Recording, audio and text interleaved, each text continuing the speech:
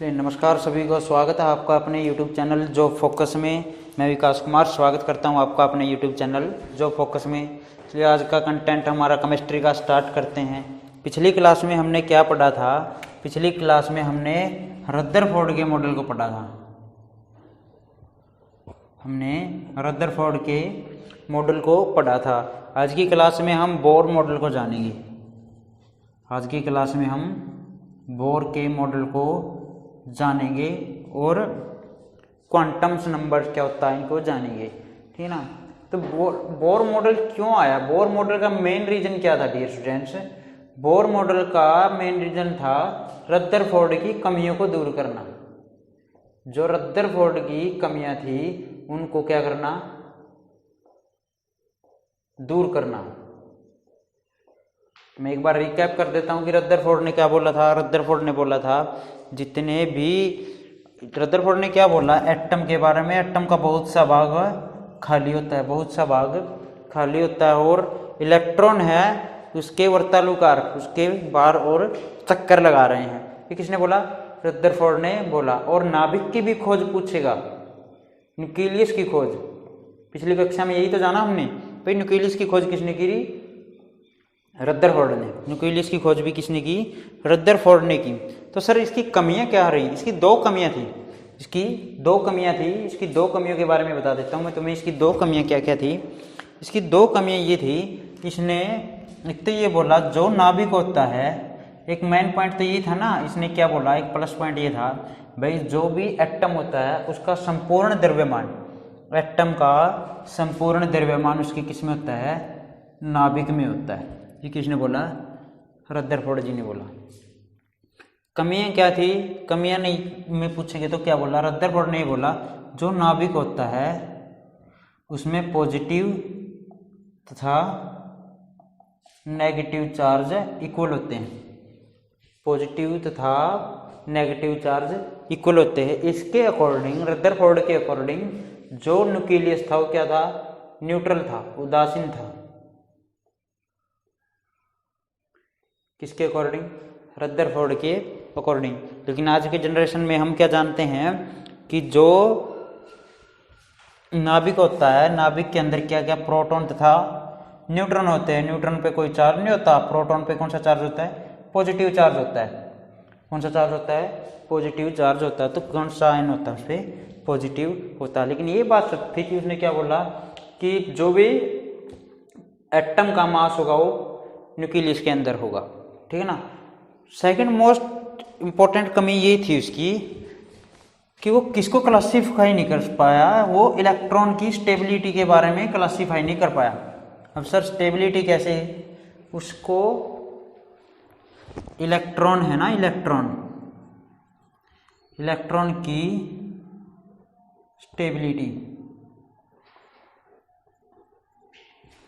Stability को explain नहीं कर पाया वो।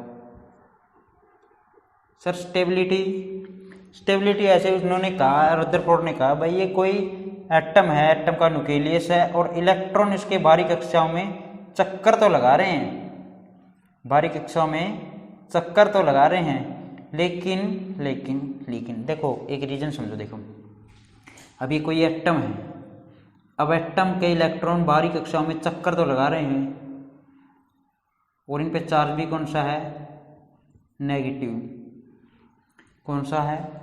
नेगेटिव। अच्छे से समझना, मोस्ट इंपोर्टेंट टॉपिक है। नेगेटिव चार्ज है और त्वरित है। ये कैसे हैं? त्वरित है, एक्सेलरेशन है इनके अंदर। एक्सेलरेशन कैसे सर? अभी बताता हूं तुम्हें एक्सेलरेशन कैसे है। सर एक्सेलरेशन कैसे हुआ? ये तो एक ही पथ पे चक्कर लगा रहे हैं। देखो रदरफोर्ड के मॉडल के अकॉर्डिंग अगर नाभिक चारों ओर चक्कर लगा रहे हैं, अब कक्षा फिक्स है, मान के चलो ये 5 मीटर पर सेकंड से बाहरी कक्षाओं में क्या लगा रहे हैं? चक्कर लगा रहे हैं 5 मीटर पर सेकंड से। कोई इलेक्ट्रॉन ये 5 मीटर पर सेकंड, ये भी 5 मीटर पर सेकंड, ये भी 5 मीटर, ये भी सभी 5 मीटर पर सेकंड से क्या लगा रहे हैं? चक्कर लगा रहे हैं। अब क्या हुआ बात? इनका क्या सेम है? इनके क्या सेम है, मैग्नीट्यूड सेम है, इनका क्या सेम है, मैग्नीट्यूड। सर मैग्नीट्यूड क्या होता है, मैग्नीट्यूड कोई नहीं, एनी नंबर जो भाई स्पीड को एक्सप्लेन करे, कुछ भी नंबर के अकॉर्डिंग मान लेंगे हम, मैग्नीट्यूड को क्या कर रहे हैं, शो कर रहे हैं। अभी देखो ना ध्यान से, जब ये इलेक्ट्रॉन इस पोजीशन पे था तो इसकी डायरेक्शन थी ये, इस पोजीशन पे था तो इसकी डायरेक्शन थी ये। भाई एक्सेलरेशन जानना ना हमें, एक्सेलरेशन क्या होता है, change in velocity, change in velocity. अब वेलोसिटी क्या है, वेक्टर क्वांटिटी है, एक्सेलरेशन भी क्या है, वेक्टर क्वांटिटी है, एक्सेलरेशन भी तो वेक्टर क्वांटिटी है। तो क्या है देखो, इस टाइम पे जब यहाँ पे था तो इलेक्ट्रॉन उसकी डायरेक्शन ये थी, यहाँ पे था तो इसकी डायरेक्शन ये थी, यहाँ पे था तो इसकी डायरेक्शन ये थी, यहाँ पे था तो इसकी डायरेक्शन ये थी। तो मीन्स यहाँ से क्या निकल गया भाई, मैग्नीट्यूड तो सेम है, मैग्नीट्यूड तो सेम है, लेकिन उसकी डायरेक्शन डिफरेंट है। डायरेक्शन क्या है, डिफरेंट है, डिफरेंट है ना भाई, डिफरेंट है। तो यही तो एक्सेलरेशन है, ये क्या है, एक्सेलरेशन मीन्स जो भी इलेक्ट्रॉन बाहरी कक्षा में चक्कर लगा रहे थे उनमें क्या था, एक्सेलरेशन था, उनमें क्या था, एक्सेलरेशन था। अब पॉइंट क्या निकल के आया, पॉइंट ये निकल के आया सर, अगर वे एक्सेलरेशन होते हुए मोशन कर रहे थे, इलेक्ट्रॉन क्या कर रहे थे, मोशन कर रहे थे, तो उनके अंदर एक एनर्जी आ जाती है, क्या आ जाती है, एनर्जी आ जाती है, क्या आ जाती है उनके अंदर, एनर्जी आ जाती है। अब इसमें एनर्जी है और एनर्जी का ये ट्रांसफर करने कर लेते हैं, एनर्जी का क्या करने लगते हैं, लॉस, एनर्जी का क्या करने लगते हैं, ये लॉस होना स्टार्ट हो जाता है, एनर्जी का क्या होना स्टार्ट हो जाता है, लॉस होना स्टार्ट हो जाता है। तो रदरफोर्ड क्या क्लासीफाई नहीं कर पाया, रदरफोर्ड ये एक्सप्लेन नहीं कर पाया भाई इस इलेक्ट्रॉन की, अगर इस जो भी इलेक्ट्रॉन है इसकी एनर्जी खत्म हो गई, इसकी एनर्जी खत्म हो गई तो ये तो न्यूक्लियस में चला जाएगा, ये तो न्यूक्लियस में नाभिक के अंदर चला जाएगा। अगर ये नाभिक के अंदर चला जाता है तो इसकी स्टेबिलिटी ही खत्म हो जाती है। लेकिन हम तो जानते हैं कि एटम है जो स्टेबल है, एटम है वो तो स्टेबल है। तो मोस्ट इंपॉर्टेंट कमी ये थी कि क्या नहीं क्लासीफाई कर पाया था वो, इलेक्ट्रॉन की स्टेबिलिटी एक्सप्लेन नहीं कर पाया था, कौन, रदरफोर्ड। तो इसकी जो भी स्टेबिलिटी थी वो किसने एक्सप्लेन करी, वो बोर ने एक्सप्लेन करी। तो हम जानेंगे अब बोर मॉडल। चलिए डियर स्टूडेंट्स, हम बोर मॉडल समझते हैं।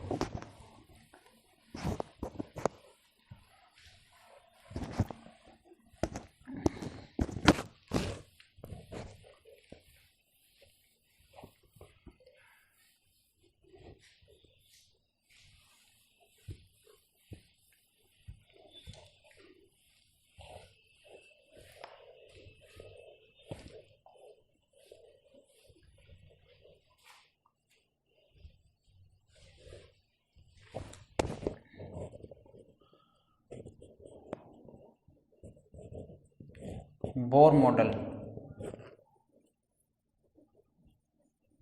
कब आया, 1913 में। कब आया, 1913 में।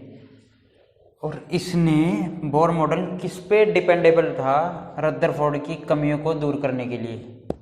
मोस्ट इंपॉर्टेंट है यो, किसकी कमी को दूर करने के लिए, रदरफोर्ड की कमियों को दूर करने के लिए। क्वेश्चन आएगा, रदरफोर्ड की कमियों को दूर करने के लिए कौन सा मॉडल आया, बोर मॉडल। कौन सा मॉडल आया, बोर मॉडल, ठीक है ना।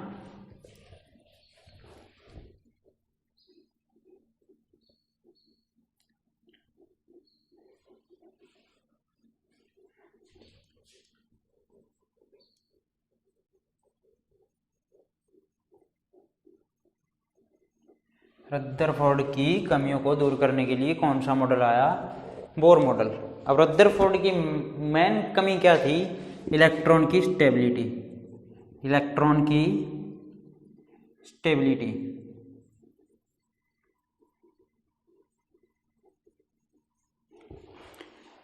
तो बोर मॉडल पूछा जाए तो किस पे था, इलेक्ट्रॉन की स्टेबिलिटी था। तो इलेक्ट्रॉन की स्टेबिलिटी को एक्सप्लेन किसने किया, बोर ने एक्सप्लेन किया। कैसे, क्वांटम थ्योरी देकर। कैसे, क्वांटम थ्योरी और मैक्स प्लांक के थ्रू, मैक्स प्लांक के थ्रू क्या दूर किया इसने, इलेक्ट्रॉन की स्टेबिलिटी, क्या दूर की इसने, इलेक्ट्रॉन की स्टेबिलिटी। अब जानेंगे कि क्वांटम क्या था, क्वांटम संख्या क्या थी या फिर क्वांटम थ्योरी, क्वांटम थ्योरी क्या थी। क्वांटम थ्योरी क्या थी, देखिए डियर स्टूडेंट्स, क्वांटम थ्योरी क्या थी, देखो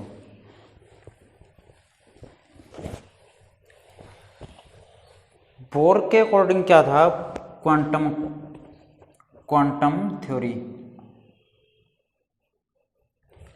बोर के अकॉर्डिंग क्या था, बोर ने ये बोला भाई इलेक्ट्रॉन कक्षाओं में तो चक्कर लगा रहे हैं, इलेक्ट्रॉन कक्षाओं में तो चक्कर लगा रहे हैं और एक निश्चित कक्षाओं में, फिक्स कक्षाओं में ही वो चक्कर लगा रहे हैं। ये किसने बोला, बोर ने बोला, फिक्स कक्षाओं में ही चक्कर लगा रहे हैं और प्रत्येक कक्षा की एनर्जी भी फिक्स है, एनर्जी भी फिक्स है। ये किसने बोला, बोर ने।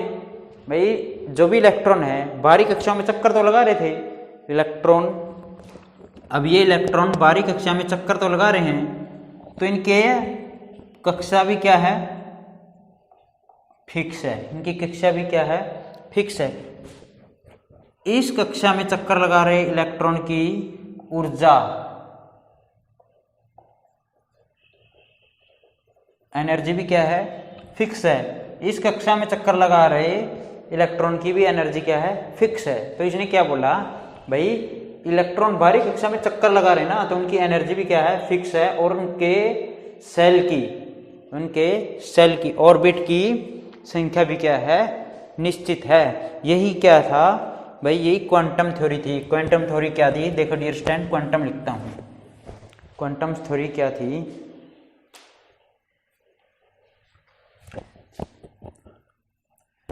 पदार्थ के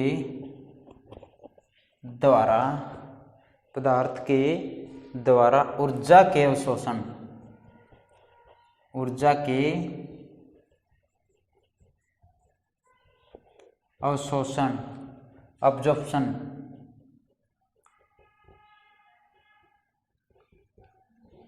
अवशोषण, उत्सर्जन तथा कणों की गति से संबंधित है, गति से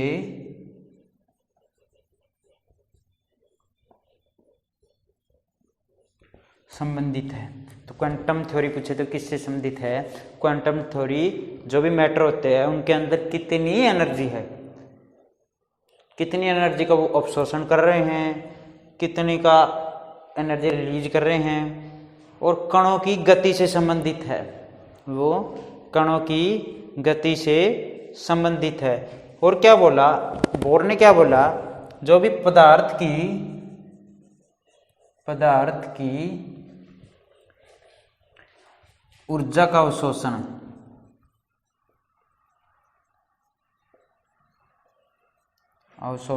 ऊर्जा का अवशोषण था वह उत्सर्जन वह कणों की गति, कणों की एक अनिश्चित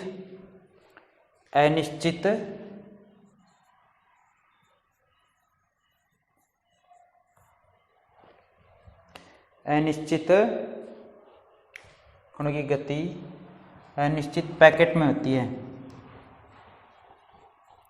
पैकेट में होती है। यही क्या है, क्वांटम है।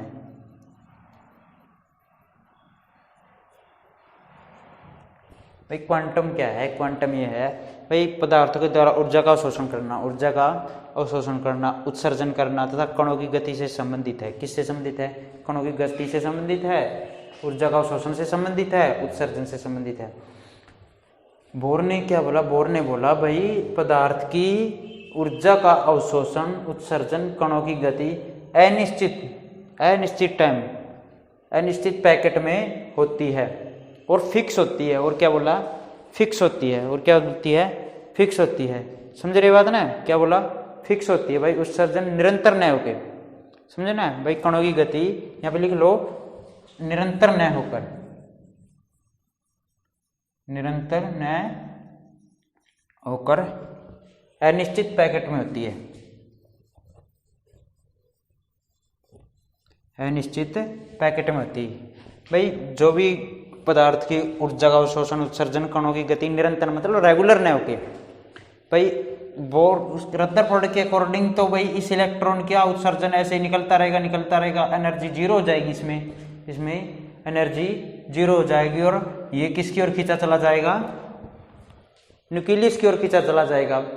तो न्यूक्लियस की ओर खींचा चला जाएगा ऐसे, तो ये स्टेबल ही नहीं होगा। तो बोर ने क्या बोला? बोर ने बोला कि भाई इनकी जो गति भी होगा, अब्जॉर्प्शन भी होगा इस इलेक्ट्रॉन की, वो निरंतर नहीं होती, वो निरंतर नहीं होती, वो फिक्स टाइम के लिए होती है, मतलब अनिश्चित टाइम के लिए थोड़ी थोड़ी होती रहती है और एक फिक्स टाइम पर रुक जाती है। जो ऑर्बिट होते हैं उसकी एक फिक्स एनर्जी हो जाती है, भाई इतनी एनर्जी इसमें क्या रहेगी? फिक्स रहेगी, इसमें इलेक्ट्रॉन की एनर्जी क्या रहेगी? फिक्स रहेगी, इतने में रुक जाती है। आगे देखते हैं डियर स्टूडेंट्स क्या रहता है। अब क्या हुआ?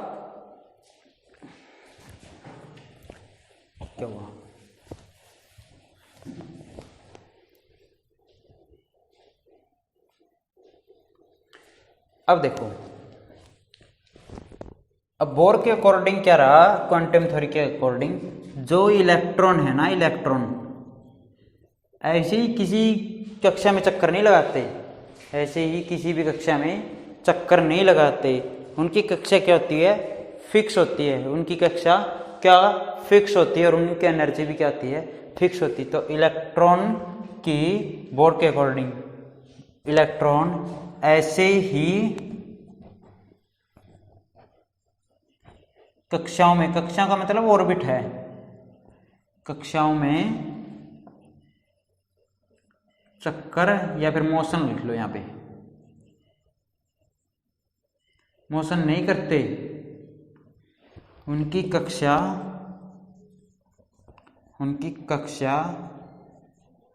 तथा एनर्जी क्या होती है?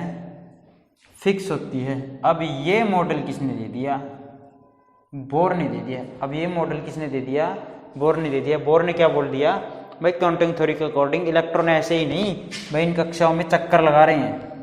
सबसे पहली बात उसने क्या बोला? जो भी ये कक्षा होती है ये क्या होती है? फिक्स होती है। ये कक्षा क्या होती है? फिक्स होती है। और इन कक्षाओं में जो इलेक्ट्रॉन होते हैं ना, इलेक्ट्रॉन होते हैं, उनकी कक्षा भी क्या होती है? फिक्स होती है। सर फिक्स कैसे? ये देखो सर, जो पहली कक्षा होगी ना, जो फर्स्ट कक्षा, ये कौन सी कक्षा है? फर्स्ट। ये कौन सी है? सेकंड। और ये कौन सी कक्षा है? थर्ड। तो इनमें एनर्जी का लेवल भी डिफरेंट है। इनमें एनर्जी का लेवल भी क्या है? डिफरेंट है। पहली कक्षा में एनर्जी कम होगी, इसमें क्या होगी? कम, अज्यूम करके चलो। और सेकंड में इससे अधिक होगी, थर्ड में इससे अधिक होगी। तो इसमें सबसे अधिक, फिर उससे कम, फिर उससे कम, ऐसे होती है, समझे ना? सबसे अधिक एनर्जी, फिर सब उससे कम, फिर बहुत कम। अब क्या होगा? मान के चलो यहाँ पे है ना जो इलेक्ट्रॉन, उसकी एनर्जी कितनी है? यहाँ पे है कोई इलेक्ट्रॉन, इसकी एनर्जी कितनी है? 100 है। कितनी है? 100 जूल है ना, एनर्जी को जूल में, तो 100 जूल है। अब इसकी एनर्जी कितनी हो गई? क्योंकि इसके बार वो चक्कर लगा रहा था तो एनर्जी का लॉस हो रहा था। एनर्जी कितनी हो गई? 80 होगी। तो ये किस में चला जाएगा? इस सेल में चला जाएगा। अब यहाँ से ये नहीं होगा कि भाई यहाँ पे चला जाएगा, इसका रीजन मैं भी बताऊंगा तुम्हें। यहाँ नहीं होगा कि भाई इसके अंदर से ये इसमें चला जाएगा। इसने क्या बोला आगे? भाई ऐसे होगी, अगर 120 होती है एनर्जी, 180 जूल होती, तो ये इससे बाहर की सेल में आ जाएगा, इससे ये बाहर की सेल में आ जाएगा। इसका मीन्स क्या हुआ? भाई इनके कक्षकों की एनर्जी क्या है?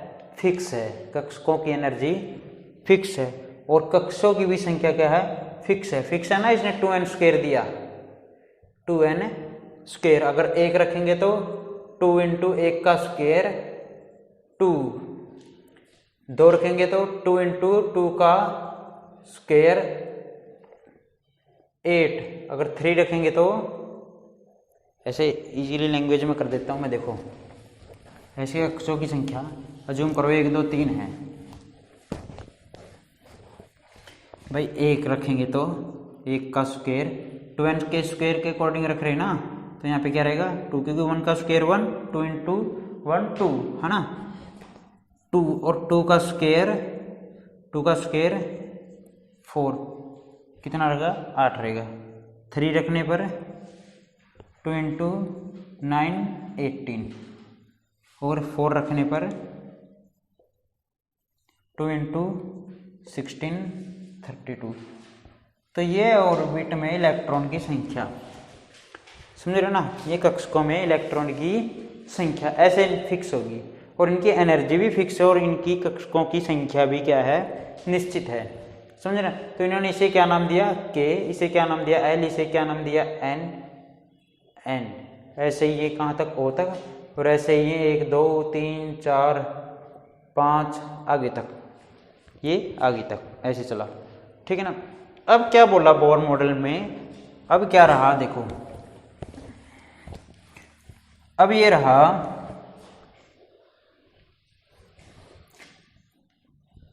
ये कोई नाभिक है ना, ये नाभिक है, इलेक्ट्रॉन चक्कर लगा रहा। तो बोर ने क्या बोला, बोर ने बोला इलेक्ट्रॉन चक्कर लगा रहा है ना, तो इस पे कौन सी फोर्स काम कर रही है, सेंट्रीफ्यूगल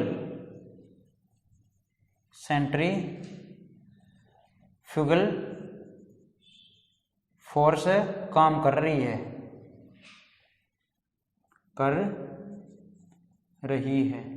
सर, सेंट्रीफ्यूगल फोर्स।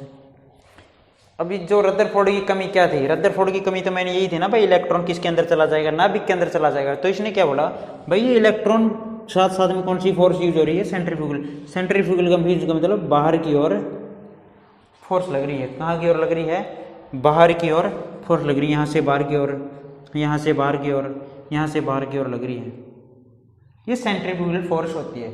फिर इसके अकॉर्डिंग तो सर ये इलेक्ट्रॉन तो बाहर ही चला जाएगा, ये इलेक्ट्रॉन तो बाहर ही चला जाएगा ना। तो इन्होंने क्या कहा, इन्होंने कहा इन पे कौन सा चार्ज नेगेटिव, इस पे कौन सा चार्ज पॉजिटिव। तो इन दोनों के बीच में कौन सी अट्रैक्शन फोर्स काम कर रही है, कौन सी फोर्स काम कर रही है, अट्रैक्शन फोर्स काम कर रही। जितनी भी अट्रैक्शन फोर्स होती है उतनी ही फोर्स की क्या होती है, सेंट्रीफ्यूगल फोर्स। उतनी ही कौन सी फोर्स लगती है, सेंट्रीफ्यूगल फोर्स। भाई जितनी भी अट्रैक्शन फोर्स लगती है उतनी ही सेंट्रीफ्यूगल फोर्स लगती है। इसका मतलब क्या है, इलेक्ट्रॉन स्टेबल होते हैं। ऐसे ही कक्षाओं में क्या स्टेबिलिटी चक्कर लगा रहे हैं, समझ रहे हैं ना। तो कक्षाओं में चक्कर लगा रहे हैं। ये कौन सा मॉडल था, क्वांटम थ्योरी थी। ये कौन सी थ्योरी थी, क्वांटम थ्योरी थी, समझे ना। अब ये कौन सी थ्योरी थी, क्वांटम थ्योरी थी, समझे ना। अब जितना भी क्वांटम फोर्स बाहर, इलेक्ट्रॉन बाहर की ओर जा रहा है उतना ही अट्रैक्शन फोर्स से अंदर की ओर भी खींचा जा रहा है, समझे ना। तो ये ऐसे ही क्या थी, क्वांटम थ्योरी थी। अब इसकी कमियां क्या थी, इसकी कमी भी थी। इसकी कमी क्या थी, इसकी कमी क्या थी, इनकी कमी ये थी कि इनका मॉडल हाइड्रोजन जैसे, हाइड्रोजन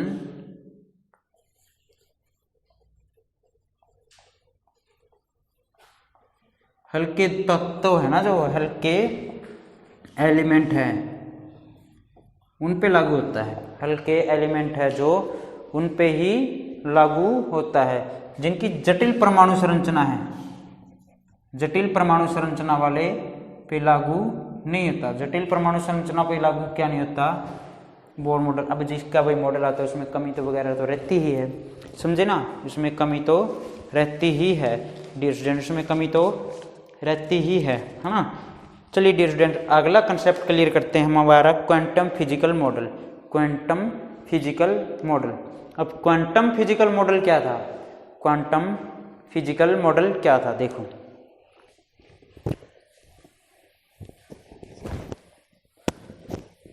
ये इसकी कमी थी डियर स्टूडेंट्स। अब देखते हैं क्वांटम फिजिकल मॉडल।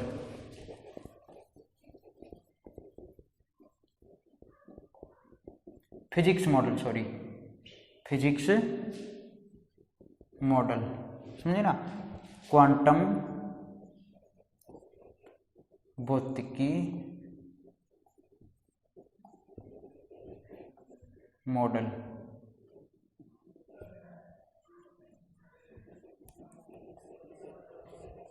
तो क्वांटम भौतिकी मॉडल के अकॉर्डिंग क्या था, क्वांटम भौतिकी मॉडल के अकॉर्डिंग इसने क्या बोल दिया, इन्होंने बोल दिया जो इलेक्ट्रॉन होते हैं ना, इलेक्ट्रॉन होते हैं वो ना वेव की फॉर्म में होते हैं।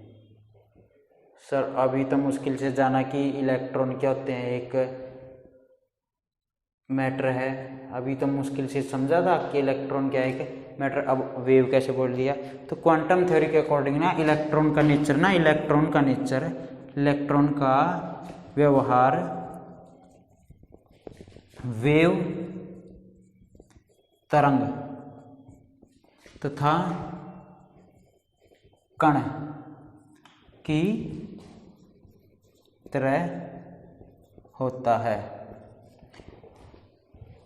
अब ये बोलने के बाद भाई इलेक्ट्रॉन का व्यवहार वेव की तरह होता है, तो इलेक्ट्रॉन को फाउंड करना ही मुश्किल हो गया भाई। अब तो हमें पता था भाई, बाहरी कक्षाओं में चक्कर लगाते हुए हमें मिल जाते थे इलेक्ट्रॉन, भाई ये बाहरी कक्षाओं में चक्कर लगा रहे थे।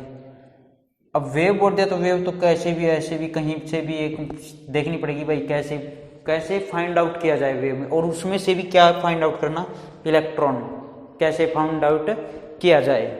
तो ये थ्योरी थी। इससे पहले इससे संबंधित हम क्या जानेंगे कि बहुत से स्टूडेंट टॉपिक उठाएंगे अब कि सेल क्या होती है, ऑर्बिट क्या होता है, सब सेल क्या होती है, सब सेल, और ऑर्बिटल क्या होता है, ऑर्बिटल क्या होता है। तो मैं इनको एक्सप्लेन कर देता हूँ एक बार। जो ये होती है ना, ये इनको सेल, कक्षा या फिर ऑर्बिट दोनों ही बोल देते हैं, या फिर ऑर्बिट दोनों ही बोल देती है। और इनके अंदर सेल के अंदर सब सेल, उपकक्ष, उपकक्ष, सब सेल, सब सेल जैसे SPDF नहीं होती, ऐसे किसी भी शेप में हो सकती है, ये ऐसे होती है, इन्हीं में मिलेगी, इन्हीं में होती है, ताकि समझेंगे इनके बारे में SPDF क्या होती है।